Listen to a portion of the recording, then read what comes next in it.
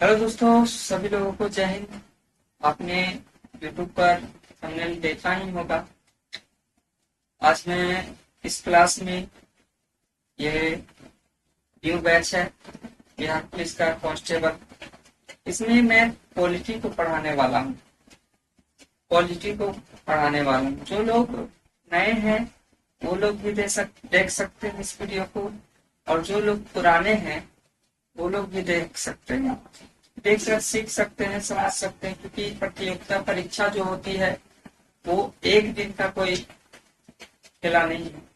ये बहुत विशेष तरीका से इसकी तैयारी करनी होती है।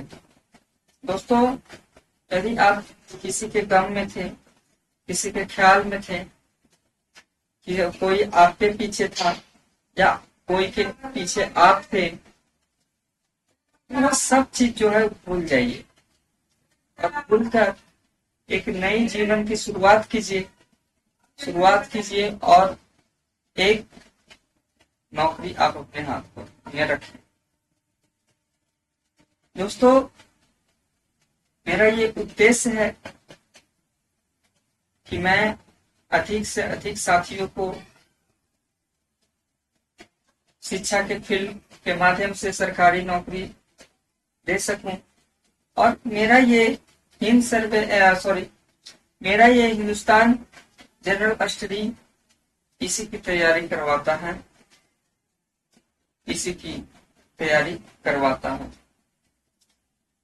करंट अफेयर पढ़ने के लिए आपको वर्तमान खबर यूट्यूब चैनल को सब्सक्राइब कर लीजिए, और कॉम्पिटिटिव एग्जाम साथ में क्लास 6 से लेकर के क्लास 12 तक एनसीईआरटी फाउंडेशन बैच जो है इसी पर अवेलेबल है।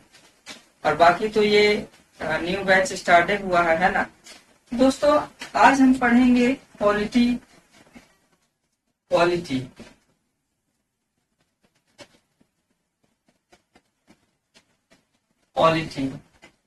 दोस्तों, पॉलिटी का मतलब क्या होता है?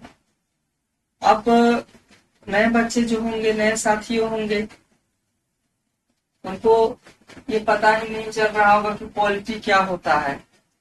जहां तक उन लोगों को ये लग रहा होगा मन में कि पॉलिटिकल साइंस हम पढ़े थे, लेकिन पॉलिटी क्या होता है? साथियों, पॉलिटिकल साइंस जो है वह अध्याय है। मतलब कहने का मतलब वह शास्त्र है, वह अध्याय है जिसका हम अध्ययन करते हैं। लेकिन पॉलिटी यानी कि राज्य व्यवस्था, पॉलिटी को हिंदी में राज्य व्यवस्था और कॉन्स्टिट्यूशन, इसके अंतर्गत कॉन्स्टिट्यूशन यानी कि संविधान सम्मिलित होती है। दोस्तों, आप मेरे इस लेक्चर को एक बार सुनिएगा, मैं इतना दावा करता हूं कि आपको याद हो जाएगा सब चीज।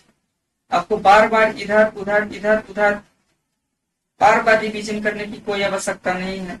और साथ में मैं बताऊंगा कि कौन कौन सी किताब पढ़ें, कहाँ से मॉक टेस्ट लगाएं, कहाँ से प्रीवियस ईयर क्वेश्चन देखें, कहाँ से एमसीक्यू देखें, है ना। तो ये सब चीज जो है मैं बताऊंगा इस वीडियो में। पॉलिटी और पॉलिटिकल साइंस का अर्थ एक ही है, लेकिन दोनों का रास्ता अलग अलग है। पॉलिटिकल साइंस विद्यार्थी पढ़ते हैं, और पॉलिटी जो होता है वो देश को चलाने में इस्तेमाल किया जाता है। जैसे पॉलिटी में क्या क्या है? तो पॉलिटी में कानून व्यवस्था है, देश को किस अनुसार से बांटा जाए, किस अनुसार से चलाया जाए कि नेता जनता पर दबाव न डाल सके, जनता नेता पर दबाव न डाल सके, अधिकारी जनता को प्रभावित न कर सके। इसलिए पॉलिटी जो है वो लिखा गया है। दोस्तों, जो है ना, पॉलिटी को हम किस अनुसार से पढ़ेंगे? तो और सब टीचर जो हैं, शिक्षक हैं, वो सबसे पहले आपका संविधान के पहले की दुनिया को बताते हैं, संविधान कैसे निर्माण हुआ इसके बारे में बताते हैं। चार्टर्ड एक्ट, पीटर्स एक्ट, और आपका क्राउन का शासनकाल, इसके बारे में बताएंगे। लेकिन दोस्तों हम ऐसा नहीं करने वाले हैं, क्योंकि हम लोगों का यही उद्देश्य है कि आपका सिलेक्शन हो सके। हम लोगों का यही उद्देश्य है कि आपका सिलेक्शन हो सके, ये नहीं कि आप को आता बहुत चीज है लेकिन वहां सिलेक्ट नहीं हो पा रहे हैं। तो मेरा उद्देश्य ये है कि सिलेक्शन हो सके। तो हम प्रस्तावना को भी लास्ट में पढ़ेंगे, क्योंकि प्रस्तावना से जो है बहुत कम सवाल पूछे जाते हैं। प्रस्तावना से बहुत कम सवाल पूछी जाती है, जहां से सवाल अधिक पूछी जाएगी वही हम लोग कवर करेंगे।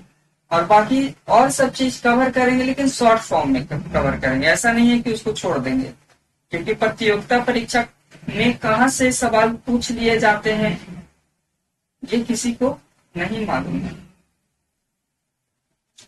देखिए, आपको भी मेहनत करना है और हमको भी मेहनत करना पड़ता है कि पढ़ाने के लिए भी खुद पढ़ के आना पड़ता है ना। तो अगर आप मेरा सहयोग करेंगे तो हम आपका सहयोग करेंगे। और इधर उधर के चक्कर में रहिएगा। आप 2 साल के लिए किसी से भी बात करते हैं, उसको ठुकरा दीजिए, ठुकराइए नहीं। हो सके तो उसको एक संयम कर दें, व्हाट्सएप पर चैटिंग करते हैं उसको कम कर दें। और जो लोग का दिल टूटा है भाई, जो लोग को छोड़कर अगला गया है या गई है, एक बार बात याद रखिएगा कि अगर कोई आपको छोड़कर गया है तो वापस लौट के आने वाला नहीं। एक शायर का कहना था कि खुदा किसी को किसी पर फिदा न करे, फिदा करे तो कयामत तक जुदा न करे। यूं माना कि मरते नहीं जुदाई में, यूं माना कि मरते नहीं जुदाई में, तो जी भी कहाँ पाते हैं तन्हाई में। दोस्तों, इसमें यही बताया गया है कि आपका इमोशन जो है वो लग गया है, तो ऐसा परिस्थिति ना करें। अपने आप को संभालें और जो है शिक्षा पर ध्यान दें, अपना ग्रोथ को बढ़ाएं, है ना। तो आइए हम अपने टॉपिक पर आते हैं। पॉलिटी एक अध्याय पुस्तक है। पॉलिटी एक पुस्तक है जिसमें कानूनी व्यवस्थाओं को लिखा जाता है, और इसी के माध्यम से देश में जितने भी नियम कानून है वो पॉलिटी यानी कि कॉन्स्टिट्यूशन या इसी को संविधान के अनुसार ही चलता है। आपको यहाँ तक बात समझ में आ गई होगी। इसको खींचने का प्रयास नहीं करेंगे, इसको खींचने का प्रयास नहीं करेंगे। बाकी संविधान बनने में कौन कौन से ये हुए, कौन कौन से सभा लगा, कौन कौन से मतलब कि एक्ट आया, ये सारा चीज लास्ट में हम बताने का प्रयास करेंगे। कितना दिन में संविधान बना, ये सब चीज जो है लास्ट में बता देंगे, है ना। या बीच बीच में कहीं है ऐड कर देंगे। बात समझ में आया? तो हम सिलेबस को नोट आउट करते हैं कि क्या क्या हमें पढ़ना है।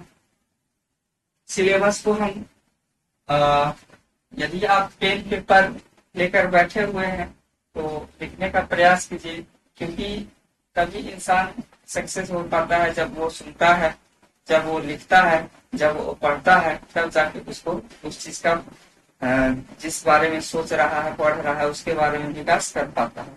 जिस अनुसार से आप किसी को समय दिए होंगे तो खत लिखे होंगे, नंबर मांगने के लिए नंबर लिखे होंगे, है ना। इस प्रकार से भाई हम भी यंग हैं और आप भी यंग है, हम भी जानते हैं सब। तो आइए देखते हैं। पॉलिटी में हम प्रस्तावना को पढ़ेंगे, संविधान का इतिहास पढ़ेंगे। पहला जो है संविधान का इतिहास पढ़ेंगे, संविधान का इतिहास पढ़ेंगे। इसके पहले का और इसके अब का, है ना। संविधान का इतिहास पढ़ेंगे, संविधान का निर्माण पढ़ेंगे,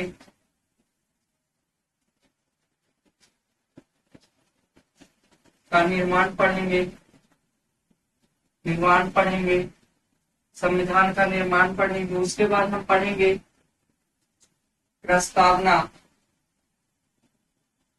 प्रस्तावना पढ़ेंगे। उसके बाद हम प्रस्तावना पढ़ेंगे। क्या आपको दिख रही है? हम भी जांच कर लेते हैं, दिख रहा है ना? हाँ, दिख रहा है। उसके बाद हम प्रस्तावना पढ़ेंगे। और फिर हम संविधान का भाग 1 में एंट्री कर जाएंगे। दोस्तों, संविधान में कुल जो है 22 भाग हैं और ये 22 भाग में आर्टिकल यानी अनुच्छेद जो है वो 395 अनुच्छेद है और इसी में संशोधन करके यानी कि का खा गा घा ए बी सी डी इस प्रकार से संशोधन करके इसको 425 तक विस्तृत किया गया है ना। लेकिन मुख्य रूप से जो है ये आर्टिकल है, अनुच्छेद है, वो 395 तक ही है। दोस्तों, सबसे पहले हम क्या पढ़ेंगे? संविधान का इतिहास पढ़ेंगे, संविधान का निर्माण किस अनुसार से हुआ, प्रस्तावना पढ़ेंगे। इसके बाद हम एंट्री कर जाएंगे भाग 1 में, जो है संघ और राज्य क्षेत्र। संघ और राज्य क्षेत्र अनुच्छेद 1 से लेकर के 4 तक। संघ और राज्य क्षेत्र अनुच्छेद 1 से लेकर के 4 तक। इस चीज को नोट आउट करते जाइएगा क्योंकि यही प्लस पॉइंट है याद करने के लिए। देखिए, कुछ चीज है जो समझा जाता है, कुछ चीज है जो याद करना पड़ता है। आपका कोई ऐसा चीज नहीं है कि घोल के पिला दिया जाए तो याद हो जाए, ये संभव नहीं है ना। तो भाग 1 में है संघ और राज्य क्षेत्र, आर्टिकल 1 से 4 तक, अनुच्छेद 1 से 4 तक। भाग 2 में जो है, भाग 2 में वो नागरिकता है। नागरिकता है, क्या है? नागरिकता है।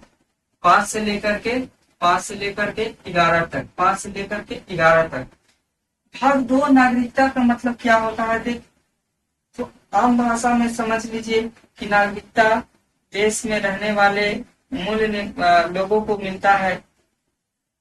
देश में रहने वाले मूल लोगों को मिलता है, जो देश के लिए कार्य करते हैं उनको भी मिलता है, जो विदेश से यहाँ बसने आए हैं उनको भी अधिकार दिया गया है। इसमें पढ़ेंगे, है ना। तो पैन कार्ड, आधार कार्ड जिसको मिलता है, पासपोर्ट मिलता है, जैसे भारत का जो भी व्यवस्था है उस व्यक्ति को मिल रहा है, तो भाई वो भारत का नागरिक है। भाग 2 में हम क्या पढ़ेंगे? भारत का नागरिक पढ़ेंगे। सॉरी, भाग 2 में हम नागरिकता पढ़ेंगे। भाग 3 में जो है मौलिक अधिकार पढ़ेंगे। मौलिक अधिकार पढ़ेंगे। भाग 3 में हम क्या पढ़ेंगे? मौलिक अधिकार। ये है 12 से 35 तक। ये है 12 से 35 तक। मौलिक अधिकार का मतलब क्या होता है? मेरा अधिकार, लोगों का अधिकार, देश में रहने वाले जनताओं का अधिकार।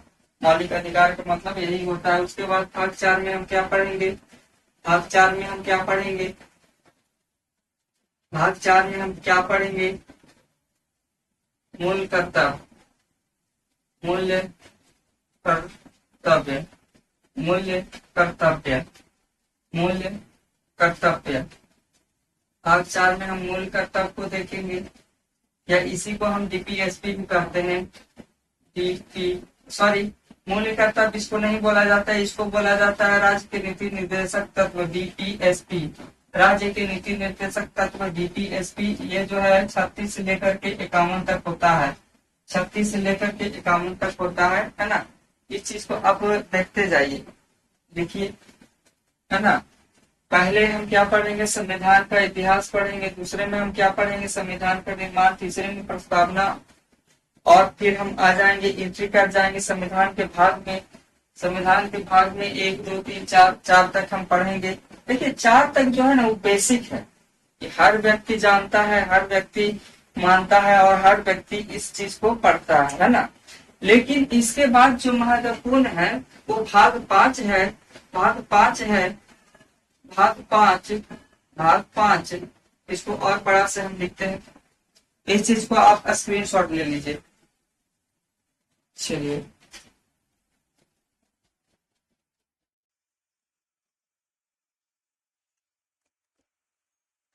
दोस्तों, भाग 5 में हम पढ़ेंगे।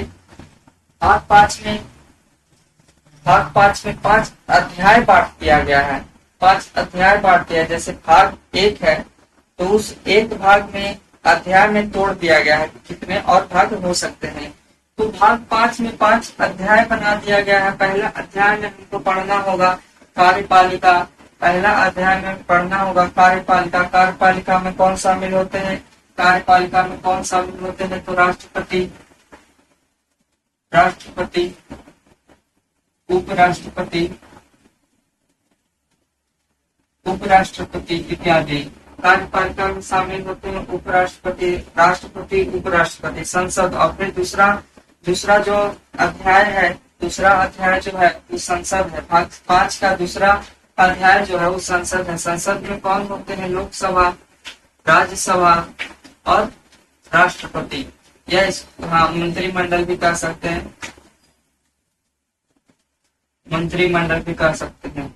संसद में भाग 5 के दूसरे अध्याय में संसद है। भाग 5 के तीसरे अध्याय में राष्ट्रपति की विधायी शक्ति है, यानी कि राष्ट्रपति की विधायी शक्ति है ना, शक्तियों के बारे में चर्चा किया गया है। और भाग 5 के चौथे अध्याय में सांख्यिक न्यायपालिका यानी कि सुप्रीम कोर्ट, सुप्रीम कोर्ट के बारे में चर्चा है। और भाग 5 के 5वें अध्याय में भारत का नियंत्रण महान अभिलेखा परीक्षक, यानी कि इसमें जो शामिल है वो यूपीएससी जैसे एग्जाम, सेंट्रल एग्जाम जो है इसी में शामिल है। अब हम देखते हैं कि भाग 6 में क्या है। तो भाग 6 में देखिए, आप याद ऐसे कर लीजिए कि भाग 5 में 5 अध्याय है और भाग 6 में है जो 6 अध्याय है। भाग 6 में 6 अध्याय है। भाग 6 में पहला अध्याय जो है परिभाषा है, यानी कि भाग 6 का क्या कार्य है क्या नहीं, वो सब परिभाषा दिया गया है। भाग 6 के दूसरे अध्याय में कार्यपालिका, यहाँ पे कौन होंगे, तो राज्यपाल। अब कोई ये नहीं कहेगा कि उपराज्यपाल होता है, ऐसा कोई नहीं होता है। उपराज्यपाल की कोई चर्चा संविधान में नहीं है। तो भाग 6 के दूसरे अध्याय में कौन है, तो कार्यपालिका। तीसरे अध्याय में कौन है, तो राज्य की विधानमंडल, यानी कि विधानसभा और विधान परिषद, विधानसभा और विधान परिषद।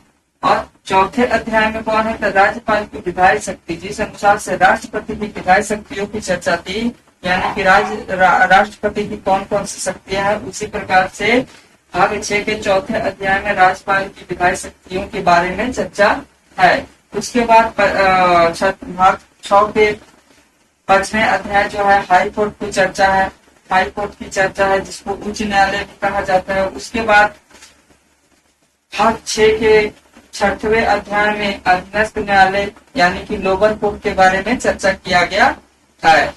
आपको यहाँ तक समझ में आ गया होगा। यदि नहीं आया है तो फिर से समझिए कि भाग 5 के पहले अध्याय में कार्यपालिका, कार्यपालिका कौन कौन होते हैं, राष्ट्रपति होते हैं, उपराष्ट्रपति होते हैं। एक बार आप बोलते जाइएगा जिस अनुसार से आप बात करते हैं, 2 बार 4 बार 8 बार जो भी बात करते हैं उसी अनुसार से आप यहाँ पे भी बात कीजिए कि भाग 5 के प्रथम अध्याय में कौन है, कार्यपालिका। कार्यपालिका में कौन सम्मिलित होता है, तो राष्ट्रपति होता है, उपराष्ट्रपति होता है, राष्ट्रपति होता है, उपराष्ट्रपति होता है। भाग 5 के द्वितीय अध्याय में क्या है, तो संसद है, संसद संसद संसद संसद जहाँ बैठता है कौन, एमपी बैठता है, मेंबर ऑफ पार्लियामेंट, जहाँ बैठता है मेंबर ऑफ पार्लियामेंट। और एजेंसी और राज्य, इसमें क्या होते हैं, लोकसभा होते हैं, राज्यसभा होते हैं, लोकसभा होते हैं और राज्यसभा होते हैं। यहाँ तक आपको समझ में आया। उसके बाद हमने भाग 5 के तीसरे अध्याय में हम पढ़ेंगे राष्ट्रपति की विधायी शक्ति। राष्ट्रपति की विधायी शक्ति मतलब कि राष्ट्रपति की कौन कौन सी शक्तियां संविधान में दी गई है ना। और उसके बाद हम पढ़ेंगे सांख्यिक न्यायपालिका। चौथे अध्याय में हम पढ़ेंगे सांख्यिक न्यायपालिका मतलब कि सुप्रीम कोर्ट। सुप्रीम कोर्ट क्या है क्या नहीं, यह सब चर्चा हम इस अध्याय में करेंगे। उसके बाद भारत का नियंत्रण महा अभिलेखक परीक्षक मतलब कि ये यूपीएससी जैसे एग्जाम को जो संघ करता है उसके बारे में चर्चा करेंगे। इसके बाद भाग 6 जो है, भाग 6 में 6 अध्याय है। परिभाषा है, पहला परिभाषा, दूसरा कार्यपालिका। भाग 6 के कार्यपालिका में अंतर है ये कि ये राज्य के प्रति बात करता है, ये राज्य के प्रति। यहाँ पे हम लिखना भूल गए, राज्य, राज्य। भाग 6 क्या है, राज्य है। भाग 6 क्या है, राज्य है ना। राज्य है। राज्य का परिभाषा है कार्यपालिका, राज्यपाल होंगे। राज्यपाल की राज्य विधानमंडल के बारे में चर्चा है और राज्यपाल की विधायी शक्तियों के बारे में चर्चा है, हाई कोर्ट के बारे में चर्चा है और लोअर कोर्ट के बारे में चर्चा है, जिसे हम सिविल कोर्ट भी डिस्ट्रिक्ट कोर्ट भी कहते हैं। क्या आपको यहाँ तक बात समझ में आ गया? यदि आपको बात यहाँ तक समझ में आ गया तो इसको नोट डाउन कीजिए, स्क्रीनशॉट लीजिए, जैसे भी आपका है मन उस अनुसार से कीजिए, है ना। एक बात और कि जो महत्वपूर्ण आर्टिकल है जहां से एग्जाम हर एग्जाम में सवाल पूछे जाते हैं, हर प्रतियोगिता एग्जाम में, चाहे वो यूपीएससी हो, चाहे वो बीपीएससी हो, चाहे वो बिहार पुलिस हो, बिहार दरोगा हो, सेंट्रल एग्जाम हो, हर जगह पॉलिटी से अगर क्वेश्चन पूछेगा 99% पूछेगा तो वो भाग 5 और भाग 6 से पूछेगा ही पूछेगा। तो आपको ये चीज जो है वो माथा में बैठाना होगा, माथा में बैठाना होगा इस चीज को। बाकी हम लिखवाएंगे, वो भी महत्वपूर्ण है ना। बात समझ में आई? बात समझ में आई? हाँ चलिए ठीक है, नोट डाउन कीजिए।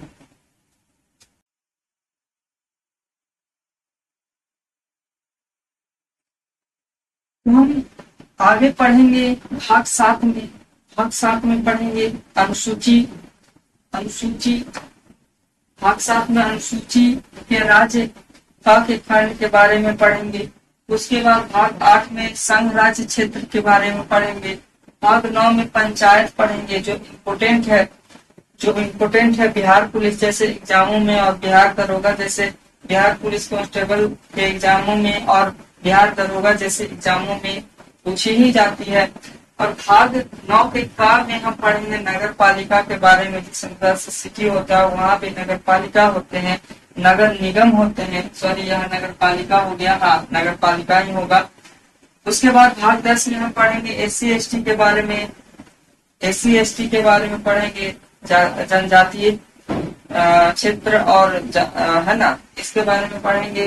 भाग 11 में संघ और राज्य संबंध के बारे में पढ़ेंगे कि संघ में और राज्य में कैसे संबंध स्थापित होते हैं और कौन कौन से टैक्स उसके बारे में, हर चीज के बारे में इसमें पढ़ेंगे। भाग 12 में वित्त संपत्ति के बारे में पढ़ेंगे, यानी कि बजट क्या है, बजट कौन पास करता है, कैसे क्या होता है, घाटे का बजट क्या होता है ना। इस प्रकार से इसमें हम पढ़ेंगे। भाग 13 में पढ़ेंगे भारत के राज्य के भीतर व्यापार, मतलब कि भारत के राज्य के भीतर व्यापार किस अनुसार से की जाती है, कि अनुच्छेदों के माध्यम से की जाती है। भाग 14 में हम पढ़ेंगे संघ और राज्य के अधीन सेवा, मतलब कि यूपीएससी एग्जाम निकालने के बाद जो आईएएस अधिकारी हैं किस अनुसार से कार्य करेंगे, इसके बारे में चर्चा करेंगे। भाग 15 में निर्वाचन आयोग के बारे में पढ़ने का प्रयास करेंगे, यानी कि निर्वाचन आयोग क्या होता है। जो वोट डालने जाते हैं तब आप देखते होंगे कि पीएसएफ होता है, तो कौन उस चीज को योजना बनाता होगा, तो निर्वाचन आयोग कैसे कलेक्ट करेगा ये वोट, सब चीज जो है निर्वाचन आयोग भाग 15 में दिया गया है। भाग 17 में हम राज्य के भाषा के बारे में पढ़ेंगे कि राज्य का भाषा क्या है, देश का संघ का भाषा क्या है और कोर्ट का भाषा, न्यायालय की भाषा क्या है, इसके बारे में चर्चा करेंगे। भाग 18 में आपातकाल क्या है, आपातकाल के बारे में हम चर्चा करेंगे, देखेंगे कौन कौन से आर्टिकल आते हैं। भाग 20 में संविधान में संशोधन कितने बार हुए हैं, कैसे संशोधन होते हैं, इसके बारे में हम चर्चा करेंगे। इसको आप नोट डाउन कर लीजिए। ये उतना महत्वपूर्ण नहीं है जितना भाग 5 और भाग 6 था, लेकिन इसको भी पढ़ना उतना ही अति आवश्यक है। अब कुछ साथियों का ये भी कहना होगा कि आपने तो 3-4 ऐसे भाग हैं जो जिसको हटा दिया। भाई सिर्फ पढ़ना नहीं ना है, एक चीज नहीं ना पढ़ना है। यदि एक चीज पढ़ना होता तो महारत हासिल कर लिए होते। आपको ज्योग्राफी पढ़ना होगा। अब देखिए, सबसे पहले एक डाउट जो है नए बच्चे हैं जो क्लियर कर लीजिए, जीएस और जीके अलग होता है भाई। जीएस का मतलब ये नहीं कि जनरल साइंस है, जीएस का मतलब जनरल स्टडी होता है, जिसमें कौन कौन से सब्जेक्ट होते हैं, जिसमें कौन कौन से सब्जेक्ट होते हैं गौर से सुनिए और लिखने का प्रयास कीजिएगा। उसमें होते हैं आपका हिस्ट्री होता है, ज्योग्राफी होता है, हिस्ट्री होता है, ज्योग्राफी होता है, बिहार स्पेशल होता है, हिस्ट्री होता है, ज्योग्राफी, बिहार स्पेशल को छोड़ दिए, हिस्ट्री होता है, ज्योग्राफी होता है, इकोनॉमी होता है और पॉलिटी होता है और स्टेट स्पेशल होता है, यानी कि बिहार स्पेशल भी हो सकता है, एमपी स्पेशल भी हो सकता है, यूपी स्पेशल भी हो सकता है, इस अनुसार से होता है।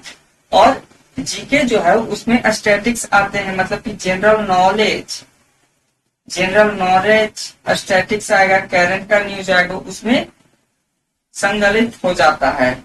अब बात आप समझ गए कि जनरल साइंस, जनरल स्टडी क्या होता है। और एक चीज और, साइंस में 3 साइंस जो है वो जनरल स्टडी में ही आते हैं, जैसे मैथ या फिजिक्स, केमिस्ट्री और बायो, है ना। बात समझ में आया? यदि बात समझ में आया तो लाइक कीजिए, सब्सक्राइब कीजिए और शेयर कीजिए इस वीडियो को, है ना। चलिए आगे अब देखते हैं हम, एक बार इसको नोट आउट कर लीजिए। अब कोई इधर उधर के चक्कर में नहीं रहेगा, है ना, क्योंकि कहना होता है दिल लगी है, दिल लगी में दिल गया, दिल लगाने का नतीजा मिल गया, मैं रोता हूँ कि मेरा दिल गया, तुम क्यों हंसते हो, तुम्हें क्या मिल गया, है ना। ये संसार से नहीं करना है। लड़की थी, ऑक्सीजन थोड़ी ना है कि जाने पर मर जाएगा, है ना। चलिए इस चीज को मिटाते हैं।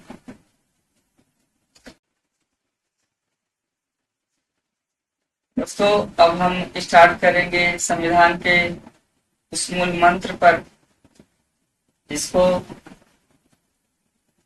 भाग 1 कहा जाता है। संविधान का भाग 1 के ऊपर चर्चा करेंगे। यहाँ से हम लिखना चालू करते हैं, संविधान या कॉन्स्टिट्यूशन भाग 1, संघ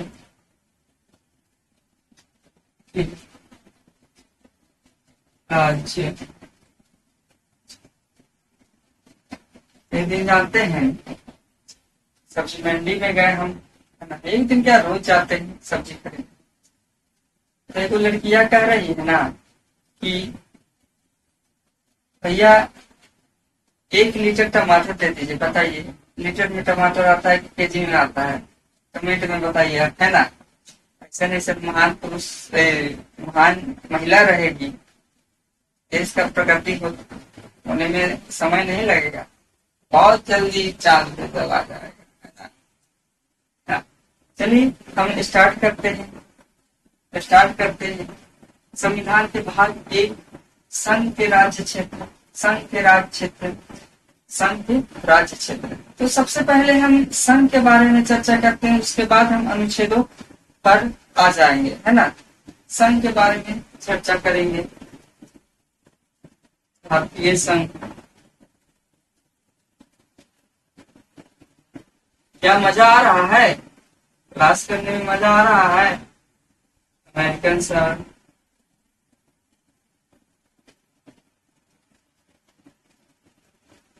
अमेरिकी संघ और परिसंघ। दोस्तों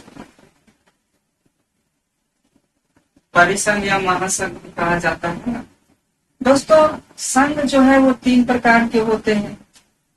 जो 2 को है, ये जो 2 को है वो एक ही जैसा दिखेगा, लेकिन दोनों का महत्व अलग अलग है, दोनों का स्थान अलग अलग है। आइए हम समझते हैं कि दोनों का मतलब क्या है। जिस अनुसार से आप देखे होंगे कि एक ही माँ बाप के 2 पुत्र हैं, दोनों का सोच विचार अलग अलग है, उसी अनुसार से ये 2 संघ जो है, भारतीय संघ और अमेरिकन संघ, ये दोनों का अस्तित्व अलग अलग है। कहने का मतलब ये है, इसका मतलब क्या होगा,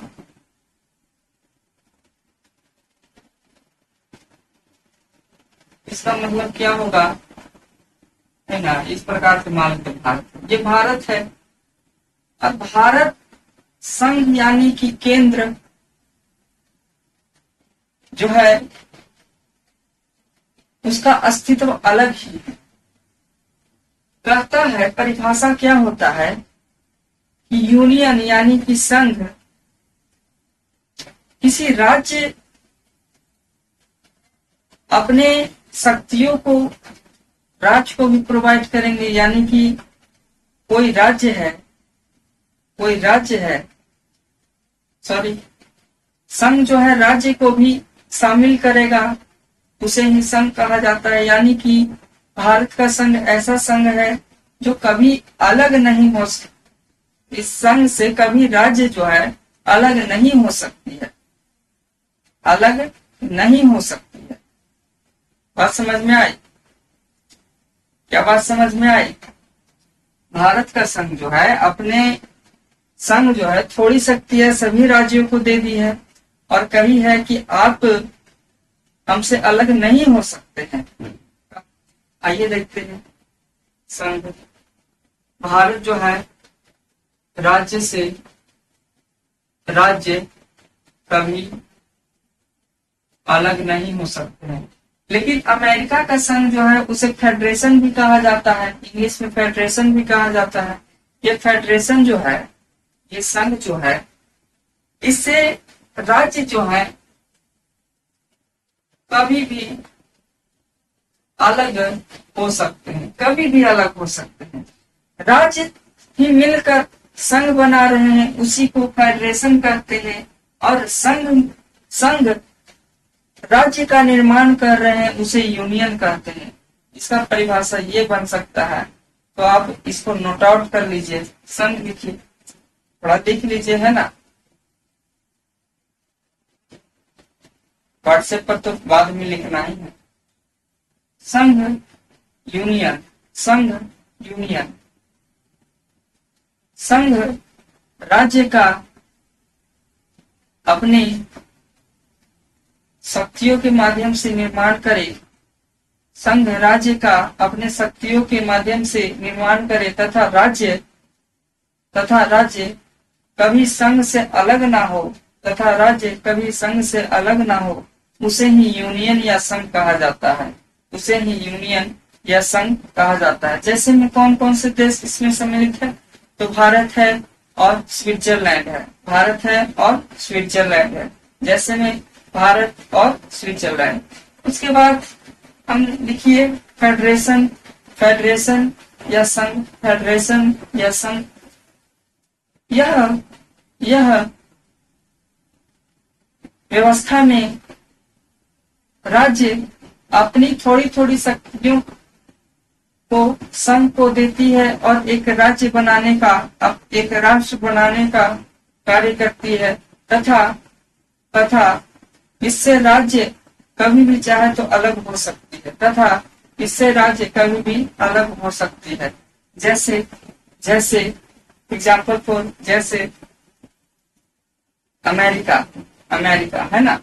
अब देखिए परिसंघ क्या है, परिसंघ क्या है। तो ऐसा देश, संप्रभु देश अपनी स्वेच्छा से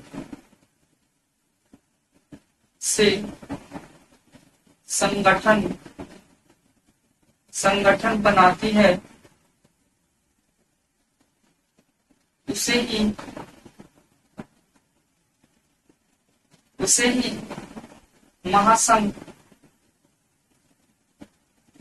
महासंघ या परिसंघ कहा जाता है। क्या आपको बात समझ में आई? ऐसा संप्रभु देश, जो संप्रभु का मतलब क्या होता है? संप्रभु का मतलब होता है कि हम स्वेच्छा से, हम किसी के दबाव में ना आकर कोई फैसला ले, उसी को संप्रभु कहते हैं, है ना। जैसे नरेंद्र मोदी देखिए, कोई भी फैसला है जो हिचकिचाते नहीं है। संप्रभु में हमें संप्रभुता है भाई, हम किसी भी देश के सामने जाकर अपने विचारों को रख सकते हैं, अपना फैसला ले सकते हैं। इसमें जो है शामिल जो होते हैं यूएनओ और यूरोपीय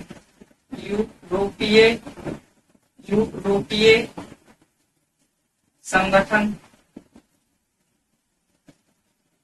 इत्यादि। इसमें और हो सकते हैं, ऐसा नहीं है कि और नहीं हो सकते, इसमें और हो सकते हैं, नाटो हो सकता है, साटो हो सकता है, ब्रिक्स हो सकता है, ये सब जो है संगठन हो सकते हैं। लेकिन खासकर यही आप याद कीजिए, है ना, इसको लिख लीजिए, लिखवा दें, लिख लीजिए, है ना, दिख रहा हो।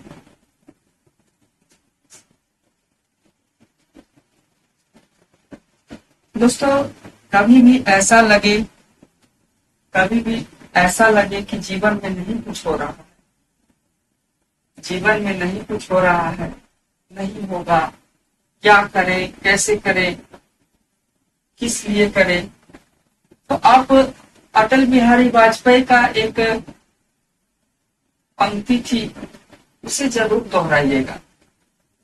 मैं उस पंक्ति को सुनाने का प्रयास करता हूं, मैं उस पंक्ति को सुनाने का प्रयास करता हूं। टूटे हुए सपने की सुने कौन सिसकी, टूटे हुए सपने की सुने कौन सिसकी,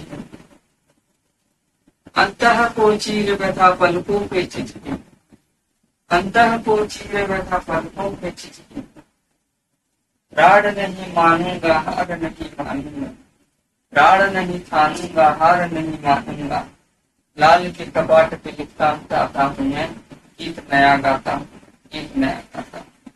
इसमें अटल बिहारी वाजपेयी कह रही है कि मैं गिर सकता हूं, मैं झुक सकता हूं, मैं फिर से गिर सकता हूं, लेकिन हार मैं नहीं मानूंगा। तो एक विद्यार्थी जीवन में हम लोगों को हार नहीं मानना है। हाँ, मैं भी एक विद्यार्थी हूँ और आप भी एक विद्यार्थी, मैं भी एक स्ट्रगलर हूँ, आप भी स्ट्रगल कर रहे हैं, है ना। तो मेहनत कीजिए, सफलता असफल हो रहे हैं तब भी मेहनत कीजिए, क्योंकि सफलता एक दिन से नहीं, सफलता बहुत मेहनत मांगती। दोस्तों मैं एक शिक्षक के साथ साथ विद्यार्थी भी हूँ, एक सर्वेयर यानी कि अमीन भी हूँ, और मैं अमीन के फील्ड में जब काम करने जाता हूँ तो बहुत लोग अच्छे शब्द भी बोलते हैं, बहुत लोग खराब शब्द भी बोलते हैं। कुछ लोग को कहना यह भी रहता है कि इसको नॉलेज नहीं है, इसको ये नहीं है, वे नहीं है, लेकिन कुछ लोग अच्छे शब्द भी बोलते हैं, जैसे कि ये बहुत अच्छे अमीन है, भाई ईमानदार अमीन है, बहुत अच्छे तरीका से करते हैं। तो हमें दोनों पक्ष को लेकर चलना होता है। चलिए आइए टॉपिक पर। अनुच्छेद 1 में कहा गया है कि भारत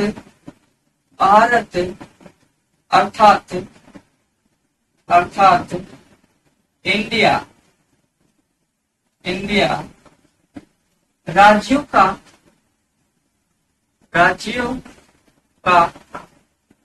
संघ है, राज्यों का संघ है। कह रहा है कि भारत अर्थात इंडिया जो है वो राज्यों का संघ है, संघ है। संघ के बारे में हमने बता दिया भाई कि एक संघ राज्य का निर्माण करता है अपनी शक्तियों के माध्यम से, इसके बारे में हमने बता दिया। ये आपको सवाल ऐसा आ रहा होगा कि ठीक है सर, भारत अर्थात इंडिया जो है, तो भारत नाम कैसे पड़ा भारत का, और इंडिया नाम कैसे पड़ा, ये भी आपका सवाल हो सकता है। तो देखिए, जब संविधान बन रहा था तो उस समय सभा चलाई जा रही थी, और बहुत लोगों ने भारत का वकालत की, मतलब कि भारत नाम रखा जाए इसके लिए वकालत की, और बहुत लोग इंडिया नाम रखा जाए इसके लिए वकालत की।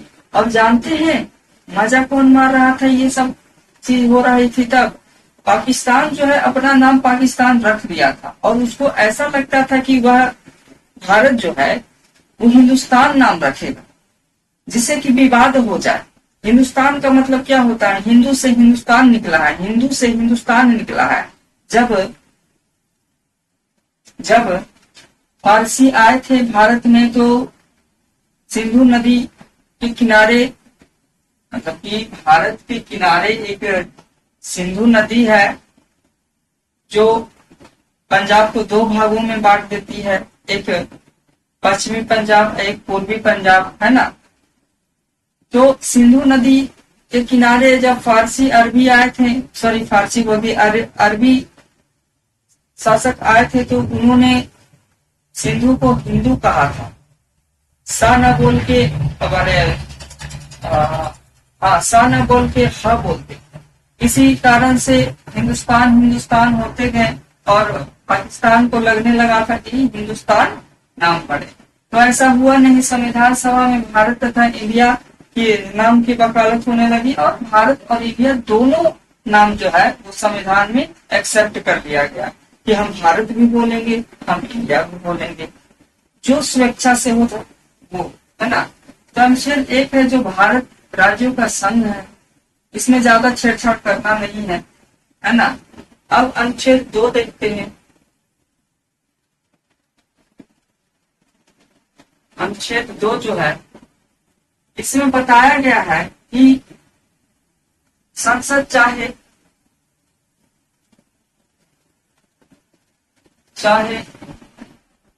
तो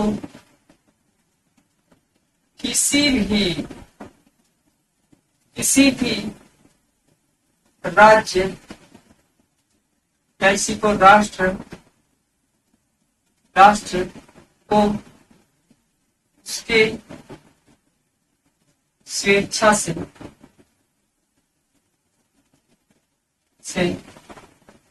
विलय कर सकता है,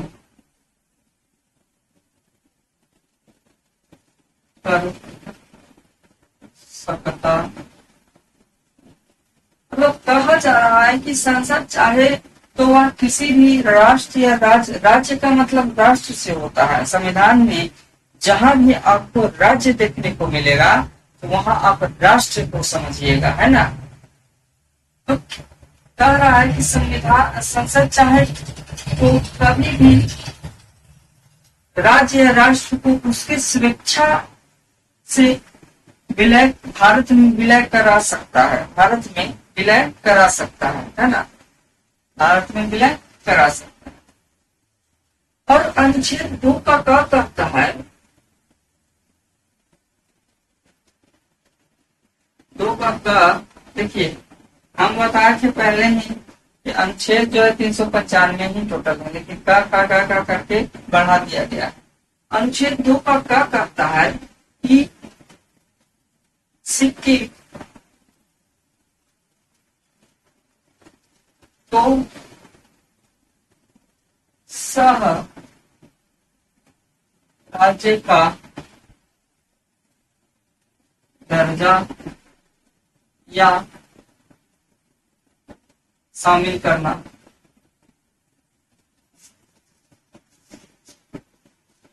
पैंतीसवां संविधान संशोधन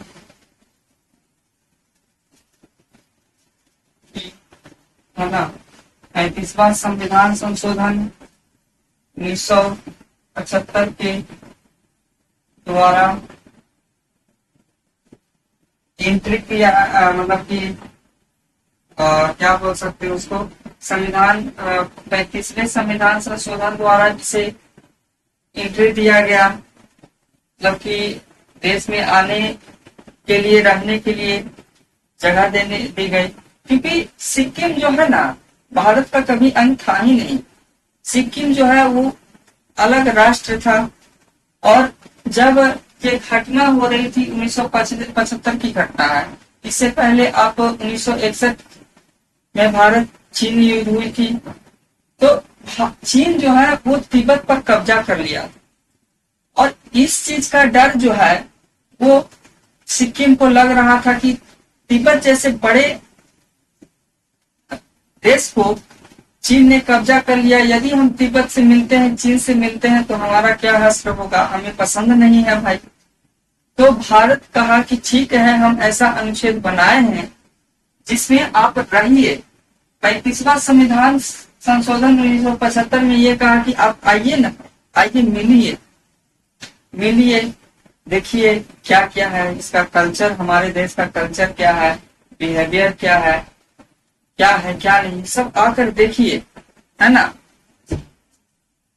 तो सब आए देखें, साला यहाँ तो समोसा है, गुपचुप है, कोफ्ता है, मोमोज है, बहुत सारा चीजें व्यंजन व्यंजन है। लोग लोगों की इज्जत कर रहे हैं, हर धर्म की इज्जत कर रहे हैं, हर धर्म को मान रहे हैं।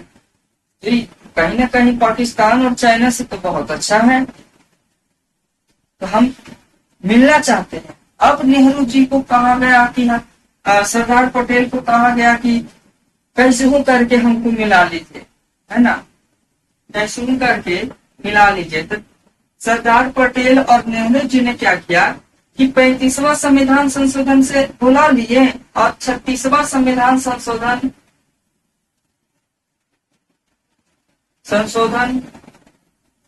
36वां संविधान संशोधन की धारा 5 के द्वारा 1976 में सह राज्य की दर्जा दिया गया। क्या आपको दिख रहा है ना? हाँ, दिख रहा है। सह राज्य का दर्जा जो है 36वां संविधान संशोधन की धारा 5 के द्वारा 1976 में दे दिया गया। 75 में बुला लिया गया, 1 साल के बाद सहराज्य बना दिया गया। तो आपको ये समझ में आया? आपको तो आशा है कि समझ में आ गया कि इतना अपना तारीफ नहीं करेंगे, है ना। लड़की थोड़ी ना है कि अपना तारीफ करना चाहिए या तारीफ करने के लिए सुनने के लिए जो है तड़पेंगे, है ना, ऐसा नहीं है।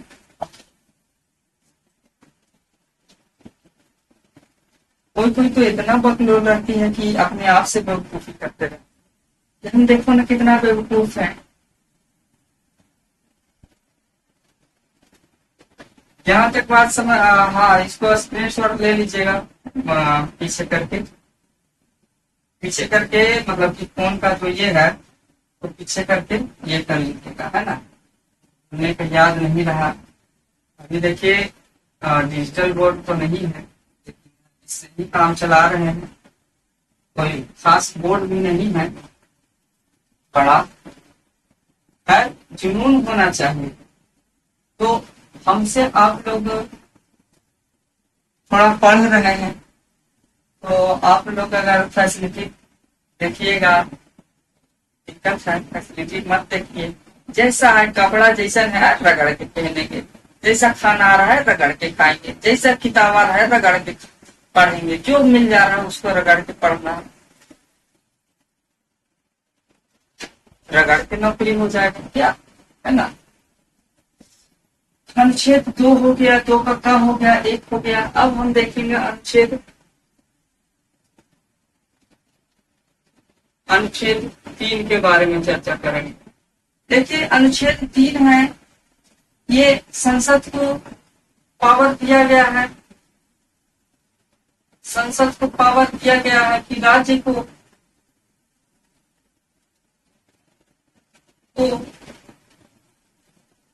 संसद को ये पावर दिया गया है कि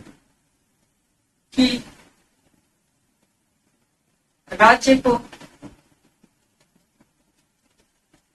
का नाम, क्षेत्र या सीमा या बंटवारा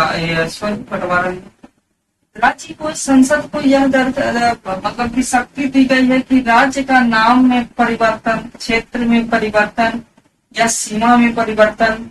कहने का मतलब है कि क्षेत्र को बढ़ाया या घटाया, यानी कि बढ़ाया या घटाया जा सकता है, सीमा को बढ़ाया घटाया जा सकता है। ये अधिकार अनुच्छेद 3 के तहत दिया गया है, जहां राष्ट्रपति की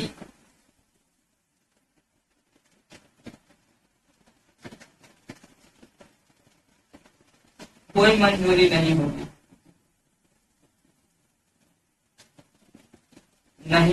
राष्ट्रपति की कोई मंजूरी नहीं होगी।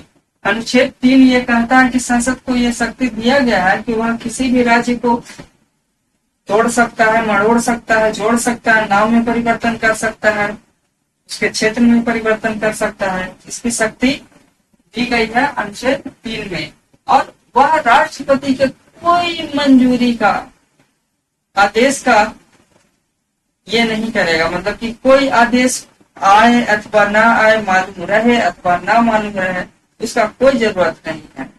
संसद को ये शक्ति दिया गया है, लोकसभा में जाएगा, लोकसभा में जाएगा, राज्यसभा में जाएगा, बिल पास हो गया, खड़ाक से मार देगा, है ना।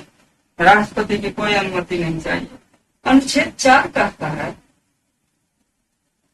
अनुच्छेद 4 कहता है कि 2 और 3 में जितने भी काम हुए हैं,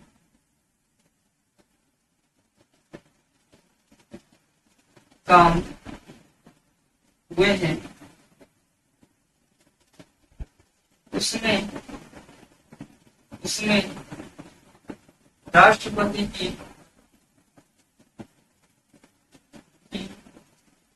कोई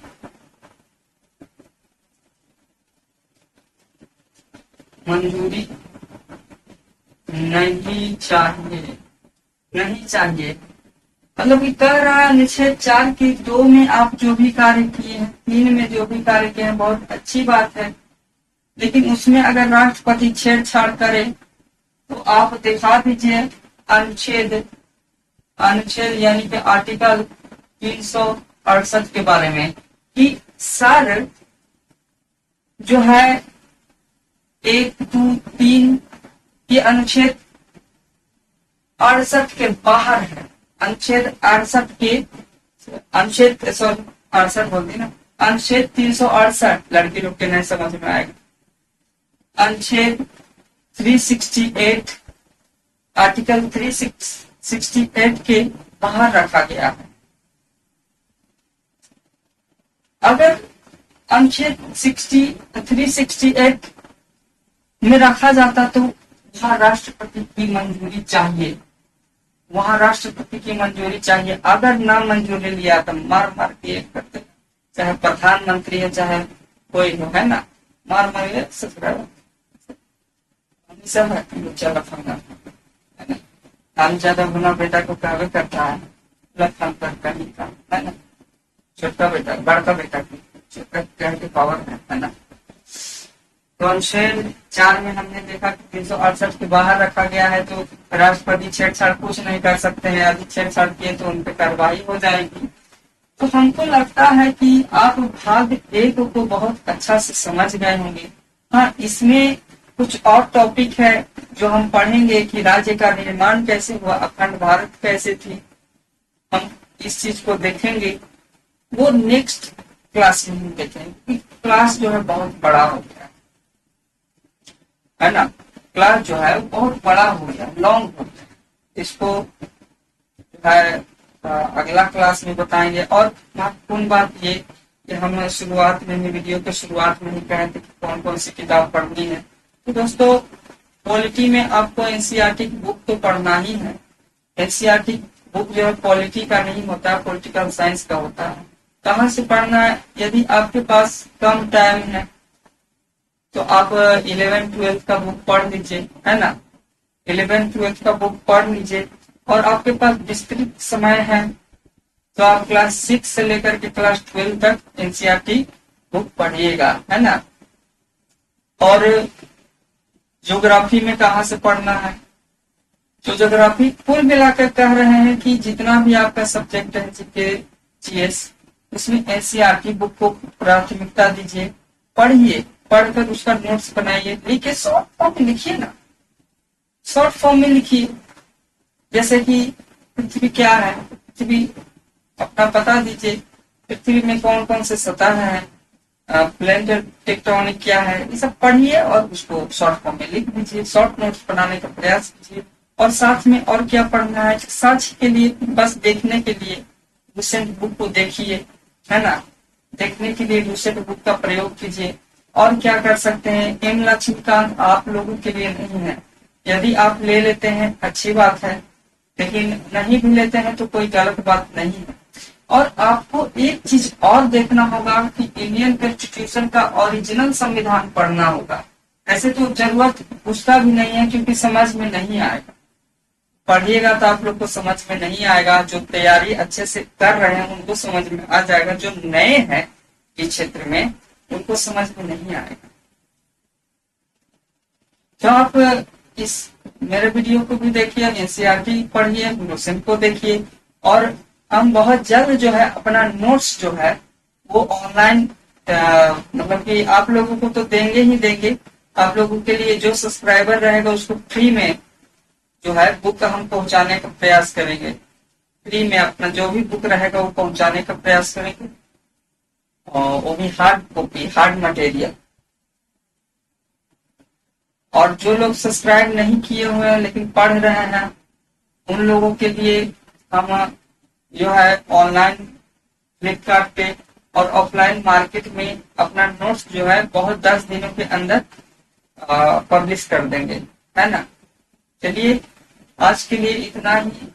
अगर आपको समझ में आया होगा ये वीडियो, कुछ ऐसा लगा होगा कि हाँ हम भी कुछ कर सकते हैं सर के माध्यम से, तो सब्सक्राइब करके जुड़े रहिए। रोज ये क्लासेज आएगी, ऐसा नहीं है कि पॉलिटी का ही क्लास आएगा। अभी फिलहाल के लिए 20 दिन करके हम जोड़े हैं। अभी इसका वैकेंसी नहीं आया है, लेकिन बहुत जल्द 22,000 पद आने वाली है, तो उसके लिए हम लोग पहले से ही तैयार रहेंगे।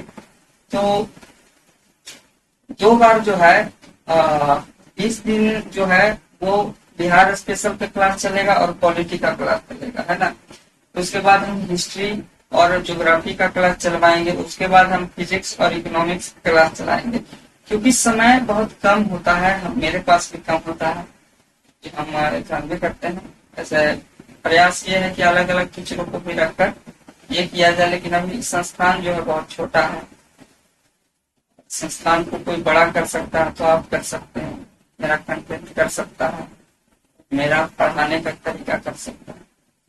चलिए धन्यवाद, आज के लिए इतना ही।